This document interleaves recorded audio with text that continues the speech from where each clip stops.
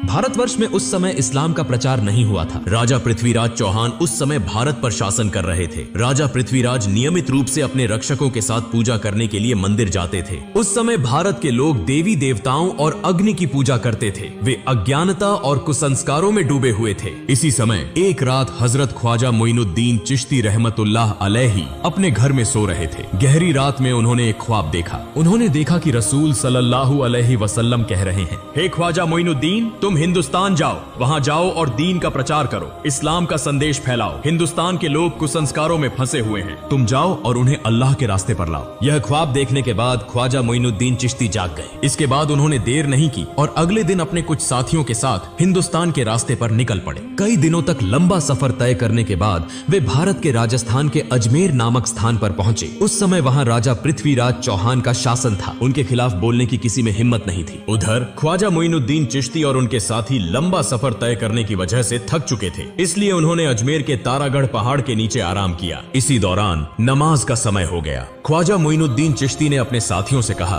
तुम पानी की तलाश करो क्योंकि वुजू करना जरूरी है, नमाज का समय हो गया है। तब उनके दो साथी एक लोटा लेकर पानी की तलाश में निकले। कुछ दूरी पर जाकर उन्होंने एक विशाल झील देखी जो आज के समय में आना सागर के नाम से जानी जाती है। वे आना सागर के पास पहुंचे और देखा कि राजा की सेना ने आना सागर को चारों ओर से घेर रखा है। उन्हें देखते ही सैनिकों ने पूछा, तुम लोग कौन हो? इससे पहले तुम्हें यहाँ कभी नहीं देखा, यहाँ क्या चाहिए? साथी दोनों ने कहा, हम ख्वाजा मोइनुद्दीन चिश्ती के शिष्य हैं, हम यहाँ वुजू करने के लिए थोड़ा पानी लेने आए हैं। यह सुनकर वहां मौजूद सारी सेना जोर जोर से हंसने लगी और कहने लगी, क्या तुमने राजा पृथ्वीराज का नाम नहीं सुना? उनके आदेश का उल्लंघन करने पर कठोर सजा मिलती है। इस झील से कोई और पानी नहीं ले सकता। पानी को हाथ लगाना भी मना है क्योंकि इससे पानी अपवित्र हो जाएगा। यह कहकर उन्होंने उन दोनों को भगा दिया। दुखी मन से वे दोनों ख्वाजा मोइनुद्दीन चिश्ती के पास लौट आए। तब ख्वाजा मोइनुद्दीन चिश्ती ने पूछा, तुम्हारे साथ क्या हुआ? क्या तुम्हें पानी नहीं मिला? उन दोनों ने कहा, हुजूर, पानी तो मिला लेकिन हमें पानी नहीं दिया गया। उन्होंने हमें भगा दिया और कहा कि राजा पृथ्वीराज ने किसी को भी इस पानी को लेने की अनुमति नहीं दी है। उनके आदेश का उल्लंघन करने पर कठोर सजा दी जाएगी। उनकी सारी बातें सुनकर ख्वाजा मोइनुद्दीन चिश्ती ने अल्लाह के दरबार में दुआ की और फिर उनसे कहा, तुम लोग आना सागर के पास जाओ और कहो कि ख्वाजा मोइनुद्दीन चिश्ती ने हमें भेजा है। इसके बाद वे दोनों साथी फिर से वुजू का पानी लाने के लिए निकल पड़े। जब वे आना सागर के पास पहुंचे तो सेना ने उन्हें रोककर पूछा, तुम लोग फिर क्यों आए हो? उन्होंने कहा, हम वुजू का पानी लेने आए हैं। सेना ने कहा, हमने कहा था कि पानी नहीं दिया जाएगा। अगर राजा पृथ्वीराज चौहान को पता चला तो तुम्हारी जान तक जा सकती है। हम किसी भी हालत में पानी नहीं देंगे। तब उन्होंने कहा, हम तुमसे पानी नहीं मांगेंगे, हम आना सागर से पानी लेने आए हैं। यह सुनकर वहां मौजूद सारी सेना जोर जोर से हंसने लगी। उस समय उन्होंने अल्लाह के दरबार में दुआ की और अपने हाथ में पकड़ी लोटे को आगे बढ़ाकर कहा, हे आना सागर, हम ख्वाजा मोइनुद्दीन चिश्ती रहमतुल्लाह अलैहि के शिष्य हैं। ख्वाजा मोइनुद्दीन चिश्ती ने हमें यहाँ भेजा है। अल्लाह के हुक्म से इस लोटे में आ जाओ। यह कहते ही एक पल में आना सागर का सारा पानी लोटे में समा गया। इतना अद्भुत और चमत्कारी दृश्य देखकर वहाँ मौजूद सारी सेना हैरान रह गई। तुरंत ही उन्होंने कलमा पढ़ा और इस्लाम स्वीकार कर लिया। लेकिन वहाँ कुछ कट्टर हिंदुत्ववादी भी थे। उन्हें लगा कि यह कोई जादू का प्रभाव है, इसलिए वे यह खबर देने के लिए राजा पृथ्वीराज चौहान के दरबार में भागे। राजा पृथ्वीराज ने जब उन्हें देखा तो पूछा, क्या हुआ? तुम्हारे चेहरे पर इतना डर क्यों है? तब उन्होंने कहा, राजा साहब, बड़ी विपत्ति आ गई है। राजा पृथ्वीराज ने पूछा, क्या हुआ? उन्होंने कहा, राजा साहब, न जाने कहां से एक बड़ा जादूगर यहाँ आया है। देखने में वह फकीर लगता है, लेकिन उसने अपने जादू से पूरे आना सागर का पानी एक लोटे में खींच लिया। यह सुनकर राजा पृथ्वीराज को ऐसा लगा जैसे उनके सिर पर आसमान टूट पड़ा हो। उन्होंने अपने जीवन में कई जादूगर देखे थे, लेकिन ऐसा जादू उन्होंने कभी नहीं सुना था। उन्होंने इसे अपनी आंखों से देखने के लिए तुरंत अपनी सेना के साथ आना सागर की ओर प्रस्थान किया। जब वे आना सागर के पास पहुंचे तो देखा कि आना सागर में पानी की एक बूंद भी नहीं थी। उधर अजमेर के लोग बड़ी संख्या में ख्वाजा मोइनुद्दीन चिश्ती रहमतुल्लाह अलैहि को देखने के लिए वहां पहुंच रहे थे। ख्वाजा मोइनुद्दीन चिश्ती और उनके साथी नमाज पढ़ने के बाद वहां बैठे थे। तभी राजा पृथ्वीराज वहां पहुंच गए। उन्होंने देखा कि कई हिंदू पहले ही इस्लाम स्वीकार कर चुके हैं। यह देखकर राजा को भीतर ही भीतर बहुत गुस्सा आया। राजा पृथ्वीराज एक बहुत चालाक और कट्टर हिंदुत्ववादी था। उसने पूछा, तुम कौन हो और यहाँ कहाँ से आए हो? मैं अल्लाह के हुक्म और रसूल सल्लल्लाहु अलैहि वसल्लम के निर्देश पर यहाँ आया हूँ। राजा पृथ्वीराज ने कहा, तुमने अपने जादू से इस पानी को क्यों सुखा दिया? तब ख्वाजा मोइनुद्दीन चिश्ती ने कहा, मैं कोई जादूगर नहीं हूँ, मैं अल्लाह का बंदा हूँ। मैं अल्लाह का हुक्म पूरा करने के लिए यहाँ पानी लेने गया था, लेकिन पानी न देने के कारण अल्लाह ने इसे सूखा दिया। यह सुनकर वहाँ मौजूद सभी लोग आश्चर्यचकित हो गए और ख्वाजा मोइनुद्दीन चिश्ती रहमतुल्लाह अलैहि की ओर एकटक देखते रह गए। राजा पृथ्वीराज चौहान बहुत चालाक और मक्कार था। उसने समझ लिया कि यह कोई साधारण व्यक्ति नहीं है, इसलिए वह नकली आंसू बहाते हुए और झुककर कहने लगा, हमें सबके कष्ट सहने में कोई परेशानी नहीं है, लेकिन मासूम बच्चों और निर्दोष लोगों का ख्याल करके कृपया पानी को उसकी जगह वापस लौटा दें। यह मेरी आपसे विनती है। यह सुनकर ख्वाजा मोइनुद्दीन चिश्ती ने अपने 2 साथियों को आदेश दिया कि वे लौटा लेकर आना सागर के पास जाएं। दोनों साथी लौटा लेकर आना सागर के पास पहुंचे और जैसे ही उन्होंने लौटा आना सागर में रखा, सागर फिर से पानी से भर गया। यह सब देखकर वहां मौजूद लोग हैरान रह गए। उन्होंने पूछा, आप किस देवता की पूजा करते हैं? ख्वाजा मोइनुद्दीन चिश्ती ने कहा, मैं अपने रब एकमात्र अल्लाह की इबादत करता हूँ। वहाँ मौजूद सभी लोगों ने कहा, हम भी आज से उसी एक अल्लाह की इबादत करना चाहते हैं। उस जगह के सभी लोगों ने एक एक करके इस्लाम स्वीकार कर लिया, लेकिन राजा पृथ्वीराज चौहान इसे सहन नहीं कर सका। वह बहुत गुस्से में राज दरबार लौट गया। अगले दिन पृथ्वीराज ने राज दरबार में एक आपातकालीन बैठक बुलाई। पृथ्वीराज ने कहा, किसी भी तरह इस फकीर को यहाँ से हटाना होगा, उसे खत्म करना होगा। अगर तुम्हारे पास कोई सुझाव है तो जल्दी बताओ। तब एक मंत्री ने कहा, राजा साहब, यह फकीर कोई साधारण व्यक्ति नहीं है, वह एक महान जादूगर है। अपने जादू के प्रभाव से वह सभी को एक एक करके इस्लाम में ला रहा है। एक दिन ऐसा आएगा जब भारत में हिंदू धर्म को मानने वाला कोई नहीं बचेगा। उससे निपटने के लिए हमें एक महान जादूगर की जरूरत होगी। तब वहाँ मौजूद एक सैनिक ने कहा, राजा साहब, हमारे देश में इससे भी बड़ा एक जादूगर है। पृथ्वीराज ने पूछा, उसका नाम क्या है? सैनिक ने कहा, उसका नाम है जयपाल जादूगर। पृथ्वीराज ने कहा, जाओ उसे हमारे दरबार में लेकर आओ। इसके बाद कुछ सैनिक जयपाल जादूगर से मिलने के लिए रवाना हो गए। कुछ समय बाद वे जयपाल जादूगर के घर पहुंचे और देखा कि जयपाल हवा में तैरते हुए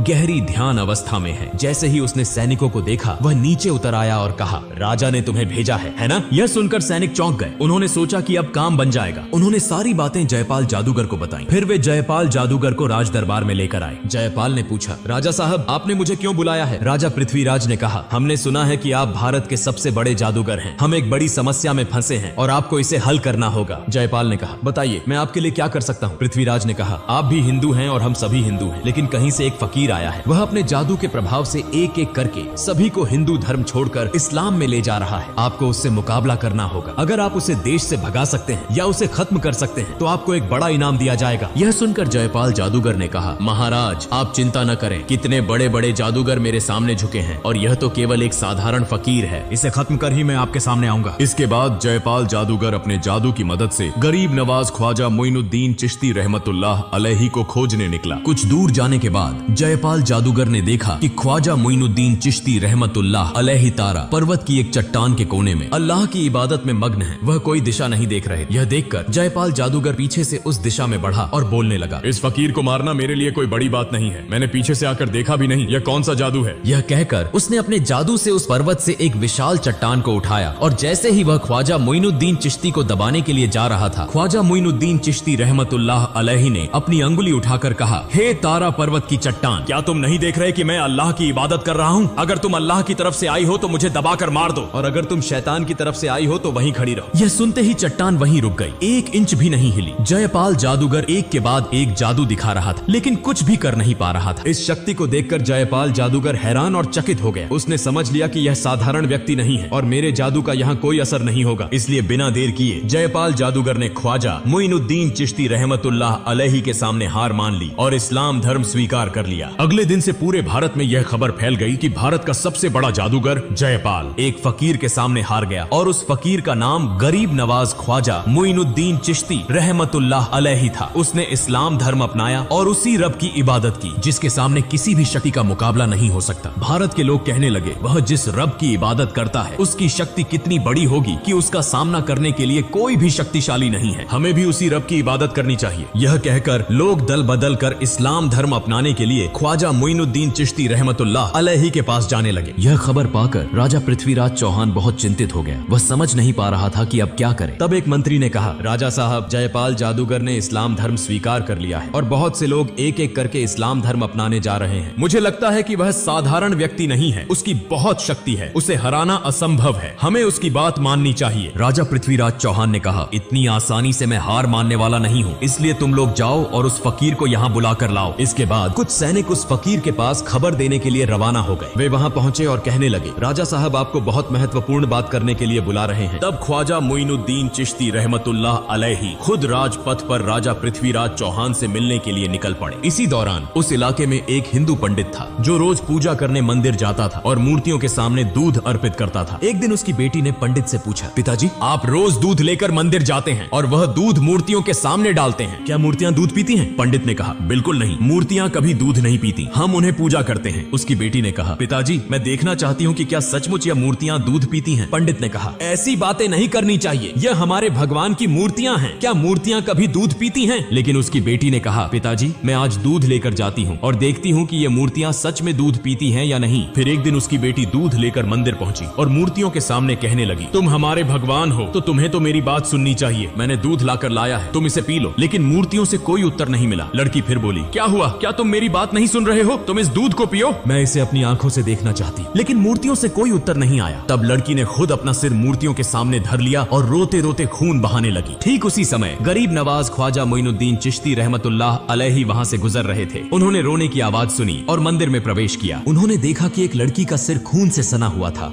और वह जोर जोर से रो रही थी। तब ख्वाजा मोइनुद्दीन चिश्ती रहमतुल्लाह अलैहि ने उसे पूछा, बेटी तुम्हें क्या हुआ? लड़की ने कहा, देखिए बाबा, मैं दूध लेकर आई थी इस मूर्ति को खिलाने के लिए, लेकिन वह मेरी बात नहीं सुन रही है। तब ख्वाजा मोइनुद्दीन चिश्ती रहमतुल्लाह अलैहि ने कहा, माँ, मूर्ति कभी बात नहीं कर सकती और न ही खा सकती है। फिर लड़की ने फिर से अपना सिर झुका दिया और खून बहाने लगी। लड़की की इस भक्ति को देखकर ख्वाजा मोइनुद्दीन चिश्ती रहमतुल्लाह अलैहि हैरान हो गए। उन्होंने मूर्ति के सामने जाकर मूर्ति के कान पकड़ते हुए कहा, मैं ख्वाजा मोइनुद्दीन चिश्ती कह रहा हूँ, क्या तुम सुन नहीं रहे हो? इस निष्पाप लड़की को तुम क्यों रुला रहे हो? यह दूध पी लो। यह कहते ही मूर्ति ने दूध पीना शुरू कर दिया। यह देखकर लड़की बहुत खुश हुई और आनंदित होकर वहां से चली आई। जब लड़की गांव में पहुंची तो बहुत से लोग यह कहने लगे, यह लड़की शायद कोई गलत काम करके आई है। सब लोग उसे बदनाम कर रहे थे। अब हमारा क्या होगा? वहां लड़की के पिता भी उपस्थित थे। सब लोग कहने लगे, क्या हुआ? तुम्हारी यह हालत क्यों हुई? लड़की ने कहा, पिताजी मैं मूर्ति को दूध पिलाकर आई हूँ। यह सुनकर सभी लोग हैरान हो गए और कहने लगे, यह लड़की झूठ बोल रही है, मूर्तियाँ कभी दूध नहीं पीती। वह अपनी गलतियों को छिपाने के लिए हमसे धोखा दे रही है। लड़की ने फिर से आंसुओं के साथ विनम्रता से कहा, मैं बहुत बार कहने के बाद भी जब मूर्ति ने दूध नहीं पिया तो मैंने अपना सिर झुका दिया और खून बहाना शुरू कर दिया। ठीक उसी समय एक फकीर बाबा वहां आए, मूर्ति के कान पकड़कर कहा, दूध पियो। और तुरंत ही उस फकीर बाबा के कहने पर मूर्ति ने दूध पीना शुरू कर दिया। यह देखकर वहां मौजूद सभी लोग चकित हो गए और कहने लगे, वह फकीर बाबा कौन थे? लड़की ने कहा, मैं उस फकीर बाबा को नहीं जानती, लेकिन लगता है वह कहीं आसपास होंगे। सभी लोग ख्वाजा मोइनुद्दीन चिश्ती रहमतुल्लाह अलैहि से मिलने के लिए निकल पड़े। इस बीच ख्वाजा मोइनुद्दीन चिश्ती रहमतुल्लाह अलैहि पृथ्वीराज के दरबार में पहुंच गए। पृथ्वीराज ने कहा, हे फकीर बाबा, आप क्या चाहते हैं? ख्वाजा मोइनुद्दीन चिश्ती रहमतुल्लाह अलैहि ने कहा, मैं भारत के लोगों को अंधकार से दूर करके कुरान की रोशनी से रोशन करना चाहता हूँ। मैं चाहता हूँ कि सब लोग तौबा करके अल्लाह के रास्ते पर लौट आएं, जो इस दुनिया के मालिक हैं, जो आखिरत के मालिक हैं, जो बोलते ही एक पल में सब कुछ कर देते हैं, हमारे सभी रोजी रोटी के मालिक हैं, जन्म और मृत्यु सब कुछ उनकी ताकत में है। मैं उसी महान अल्लाह ताला की इबादत करना चाहता हूँ। मैं किसी का नुकसान नहीं चाहता। जब वह ये बातें कह रहे थे तभी एक इस्लाम विरोधी व्यक्ति अपनी आध्यात्मिक शक्ति की परीक्षा लेने आया और कहा, अगर आप सचमुच आध्यात्मिक रूप से शक्तिशाली हैं तो पानी से आग बनाकर दिखाइए। ख्वाजा मोइनुद्दीन चिश्ती रहमतुल्लाह अलैहि ने अल्लाह का नाम लेकर पानी पर फूंक मारी और उसी पानी से आग निकलने लगी। यह अद्भुत चमत्कार देखकर वह व्यक्ति ख्वाजा मोइनुद्दीन चिश्ती रहमतुल्लाह अलैहि से इस्लाम धर्म स्वीकार कर लेता है।